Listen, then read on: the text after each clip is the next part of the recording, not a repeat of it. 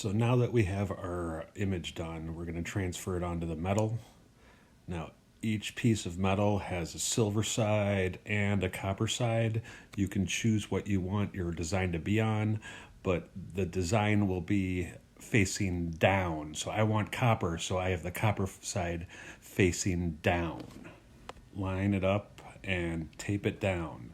Now, I have cut some of these inside the classroom to exactly 8.5 by 11 with my paper cutter, but some people may have gotten one sent home if you're still doing virtual learning that's a little bit too big. That's fine. You can still transfer it on it, and then you can cut off the excess with just normal scissors. But I'm going to use mine that's cut 8.5 by 11. Now you're going to want to do this next part on top of some foam core or on top of magazines or a stack of newspapers or a phone book or, just something that you can push down, not a hard table, because that won't work. Now I am going over my lines with just a dull pencil. You can also use a ballpoint pen. Those work great. The back of a paintbrush, pretty much anything that can push into the metal.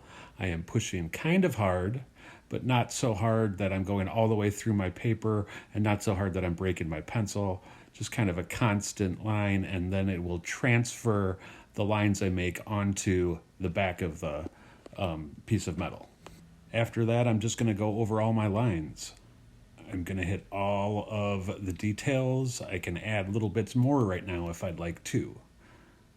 But this is when you are going to press it into the metal.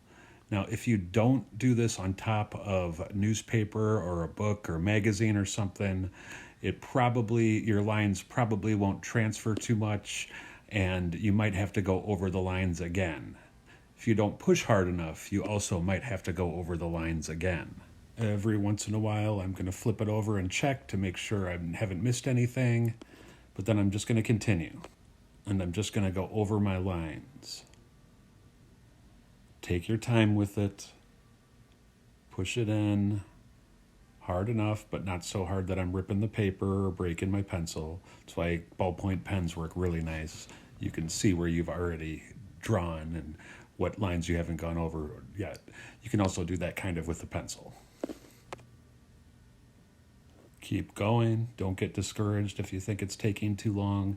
Remember, illuminated capitals really look the best with tiny little bits and bits. And that takes time to add all those little bits. So, just take your time with it. This project can last a couple days. You don't have to be done the first day. So relax, have fun with it, and keep going. I'm going to go over all of the designs on my border too. Remember, we need decorative borders on all of these. Just little bits and bits make these things look really great.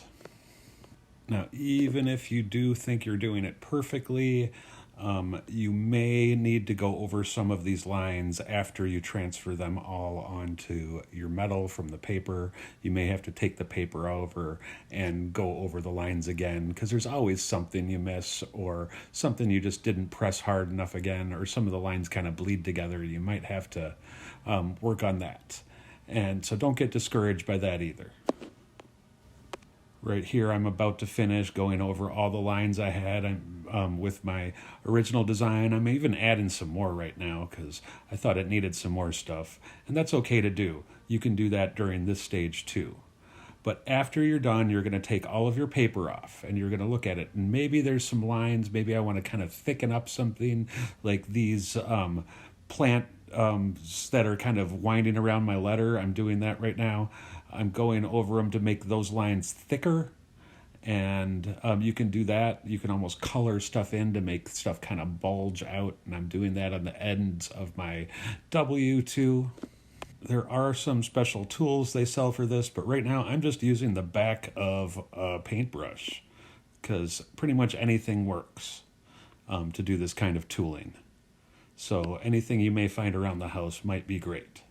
Now these can look great just like this, and that's fine if you're at home and you don't have any more stuff to finish it with, like Sharpies or spray paint, but I'm going to show you how to use that kind of stuff in the next section.